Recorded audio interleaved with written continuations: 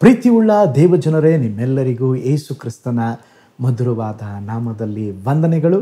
Shalom, ನಿಮಗೆ ಸಮಾಧಾನವಾಗಲಿ. ಈ ದಿನ ದೇವರ ವಾಕ್ಯದ ಜ್ಞಾನಕ್ಕಾಗಿರುವಂಥ ವಿಷಯ ಕರ್ತನಲ್ಲಿ ಸಂತೋಷಿಸಿರಿ.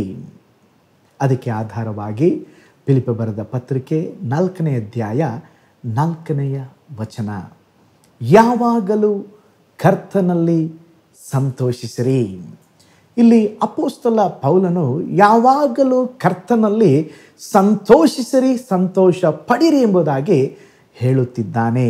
ಇಲ್ಲಿ ಒಂದು ಸಂತೋಷಕರವಾದ ಸ್ಥಳದಲ್ಲಿ ಇದ್ದು ಅಲ್ಲ, ಸೆರೆಮನೆಯಲ್ಲಿದ್ದು ಹೇಳುತ್ತಿದ್ದಾನೆ. ಅವನ ಇಕ್ಕಟ್ಟಿನ ಪರಿಸ್ಥಿತಿಯಲ್ಲಿ ಹೇಳುತ್ತಿದ್ದಾನೆ. ದೇವ ಮಕ್ಕಳು ಸಂತೋಷವನ್ನು ಕೆಡಿಸಿಕೊಳ್ಳಬಾರದು. ದೇವ ಮಕ್ಕಳು ಕರ್ತನಲ್ಲಿ ತಮ್ಮ ಸಂತೋಷವನ್ನು ಯಾವಾಗಲೂ ಕಾಪಾಡಿಕೊಳ್ಳಬೇಕು. ಕೀರ್ತನೆ 118:24 ಹೇಳುತ್ತದೆ, ಈ ದಿನವು ಯೆಹೋವನಿಂದಲೇ ನೇಮಕವಾದದ್ದು, ಇದರಲ್ಲಿ ನಾವು ಉಲ್ಲಾಸದಿಂದ ಆನಂದಿಸೋಣ.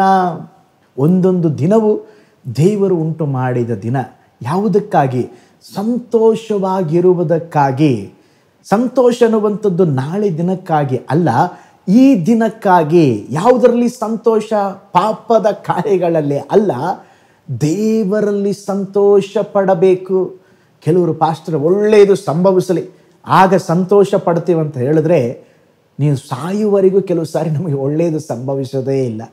ಆದುದರಿಂದ ಒಳ್ಳೆಯದು ನಡೆಯಲಿ ನಡೆಯದೇ ಇರಲಿ, ಪ್ರತಿದಿನ ನಾವು ಕರ್ತನಲ್ಲಿ ಸಂತೋಷ ಪಡಬೇಕು.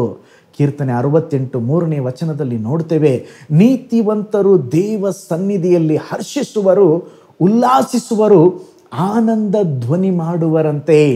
ದೇವರು ನಮಗೆ ರಕ್ಷಣೆ ಕೊಟ್ಟಿದ್ದು ಕೂತ್ಕೊಂಡು ಮೂಲೆಯಲ್ಲಿ ಕೂತ್ಕೊಂಡು ಅಳುವುದಕ್ಕಾಗಿ ಅಲ್ಲ, ಸಂತೋಷ ಪಡುವುದಕ್ಕಾಗಿ. ಪಾಪದ ವಸ್ತ್ರವನ್ನು ತೆಗೆದು ದೇವರು ನಮಗೆ ರಕ್ಷಣೆಯ ವಸ್ತ್ರವನ್ನು ಉಡಿಸುವಾಗ ನಮಗೆ ಒಂದು ದೈವಿಕವಾದಂಥ ಸಂತೋಷ ಉಂಟಾಗುತ್ತದೆ.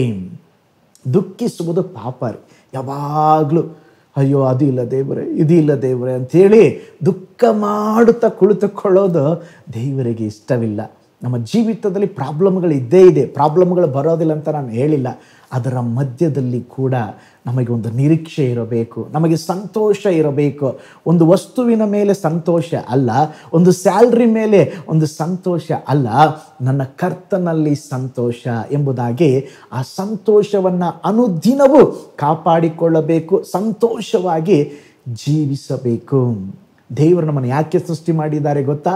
ಸಂತೋಷದ ಜೀವನಕ್ಕಾಗಿ.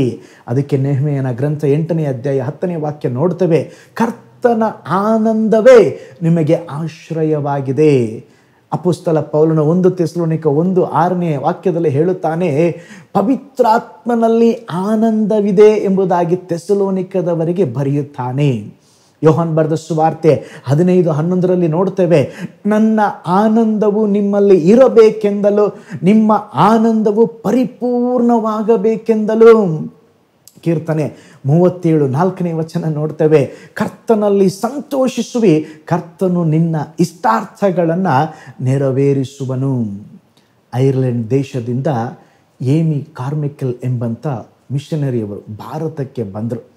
ತಮಿಳುನಾಡಿನಲ್ಲಿ ತಿರುನಲ್ವೇಲಿ ಪಕ್ಕದಲ್ಲಿರುವಂಥ ಒಂದು ಡೋನಾ ಊರೆಂಬಂಥ ಒಂದು ಊರಿದೆ. ಅಲ್ಲಿ ಬಂದು ಅವರು ಅಧಿಕ ವರ್ಷ ಕಷ್ಟಪಟ್ಟು 50 ವರ್ಷಗಳ ಸೇವೆ ಸಲ್ಲಿಸಿದರು. ದೇವದಾಸಿ ಪದ್ಧತಿಯಲ್ಲಿ ಸಿಕ್ಕ ಅನೇಕ ಮಕ್ಕಳಿಗೆ ಅವರು ತಾಯಿಯಾಗಿ ಅವರ ಜೀವಿತವನ್ನು, ಅವರ ಭವಿಷ್ಯವನ್ನು ರೂಪಿಸಿದ್ದಾರೆ. 100 ಅನಾಥ ಮಕ್ಕಳನ್ನು ಸಾಕಿ ಸಲುಹಿದಂಥ ಸ್ತೋತ್ರ ಒಂದು ಒಳ್ಳೆಯ ತಾಯಿ. ಅವರು ತಮ್ಮ ಅಂತ್ಯದ 20 ವರ್ಷಗಳು, ಸುಮಾರು 20 ವರ್ಷಗಳು ವ್ಯಾಧಿಯಲ್ಲೇ ಕಳೆದರು. ಭಯಂಕರ ಬಲಹೀನತೆ, ಹಾಸಿಗೆಯಲ್ಲೇ, ಬೆಡ್ ರಿಡನ್ ಅಂತ ಹೇಳ್ತೀವಲ್ವ, ಹಾಸಿಗೆಯಲ್ಲೇ ಇರಬೇಕಾದಂಥ ಪರಿಸ್ಥಿತಿ.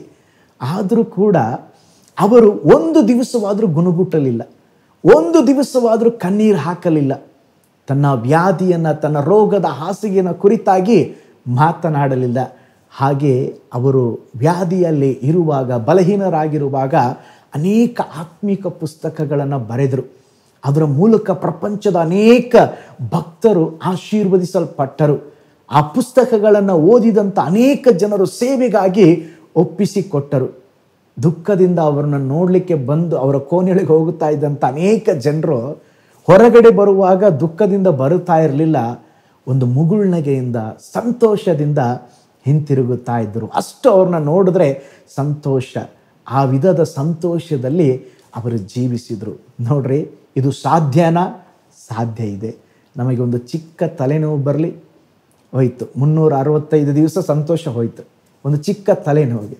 ಆದರೆ ನಮ್ಮ ಜೀವಿತದಲ್ಲಿ ಏನೇ ಬರಲಿ, ಏನೇ ಆಗಲಿ, ಸುನಾಮಿ ಬಂದರು, ಕೊರೋನಾ ಬಂದರು, ಇನ್ನೇನೇನು ಬರಲಿಕ್ಕಿದೆಯೋ ಬರೋದೆಲ್ಲ ಬರಲಿ, ತೊಂದರೆ ಇಲ್ಲ. ಆದರೆ ನನಗೆ ದೇವರು ಕೊಟ್ಟ ಸಂತೋಷವನ್ನು ನಾನು ಹಾಳುಗೆಡುಕೊಳ್ಳುವುದಿಲ್ಲ. ನನ್ನ ಕರ್ತನು ಕೊಡುವ ಆ ಸಂತೋಷವನ್ನು, ನನ್ನ ಪಾಕೆಟಲ್ಲಿ ಇರುವಂಥ ಹಣದ ನಿಮಿತ್ತ ಸಂತೋಷ ಅಲ್ಲ, ನನ್ನಲ್ಲಿರುವಂಥ ಆಸ್ತಿಯಿಂದ ಸಂತೋಷ ಅಲ್ಲ, ನನಗೆ ದೇವರೊಂದು ರಕ್ಷಣೆಯನ್ನು ಕೊಟ್ಟಿದ್ದಾರೆ. ಆ ರಕ್ಷಣೆಯ ಸಂತೋಷವನ್ನು ಅನುದಿನವೂ ನಾನು ಅನುಭವಿಸುತ್ತೇನೆ, ಅನುದಿನವೂ ನಾನು ಕರ್ತನಿಗಾಗಿ ಜೀವಿಸ್ತೇನೆ ಎಂಬುದಾಗಿ ಜೀವಿಸಿ ಕರ್ತನು ನಿಮ್ಮನ್ನು ಆಶೀರ್ವಾದ ಮಾಡಲಿ. ಕಣ್ಗಳನ್ನು ಮುಚ್ಚೋಣ, ಪ್ರಾರ್ಥಿಸೋಣ. ಪರಲೋಕದಲ್ಲಿ ವಾಸ ಮಾಡುವ ನಮ್ಮ ತಂದೆಯಾದ ದೇವರೇ, ಈ ಅತ್ಯಮೂಲ್ಯವಾದ ಸಮಯಕ್ಕಾಗಿ ಸ್ತೋತ್ರ, ಹೊಸ ದಿನಕ್ಕಾಗಿ ಸ್ತೋತ್ರ.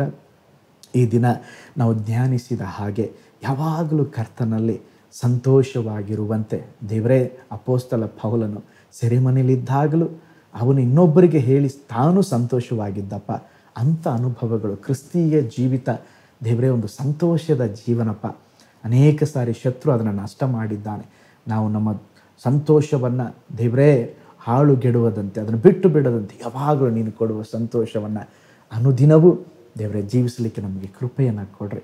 ಈ ವಾಕ್ಯವನ್ನು ದೇವರೇ ಕೇಳಿಸಿಕೊಂಡ ಪ್ರತಿಯೊಬ್ಬ ದೇವಜನರಿಗಾಗಿ ನಾನು ಪ್ರೇಯರ್ ಮಾಡ್ತಾನೆ. ಅವರನ್ನು, ಅವರ ಕುಟುಂಬಗಳನ್ನು ದೇವರೇ ನೀವು ಆಶೀರ್ವಾದ ಮಾಡಿರಿ. ಅವರ ದುಃಖ ಹೋಗಿ ಸಂತೋಷ ಉಂಟಾಗಲಿ. ಒಬ್ಬೊಬ್ಬರನ್ನು ನಿನ್ನ ನಾಮದಲ್ಲಿ ಬ್ಲೆಸ್ ಮಾಡ್ತಾನೆ, ಆಶೀರ್ವದಿಸ್ರಿ. ಯೇಸುವಿನ ಹೆಸರಿನಲ್ಲಿ ತಂದೆಯೇ, ಆಮೆನ್. Price the lord. ಹಾಗಾದರೆ ಕರ್ತನಲ್ಲಿ ಸಂತೋಷ ಪಡುತ್ತಾ ದೇವರಿಗಾಗಿ ಜೀವಿಸೋಣ. ಕರ್ತನು ನಿಮ್ಮನ್ನು, ನಿಮ್ಮ ಕುಟುಂಬಗಳನ್ನು ವಿಶೇಷವಾಗಿ ಆಶೀರ್ವಾದ ಮಾಡಲಿ. God bless you all.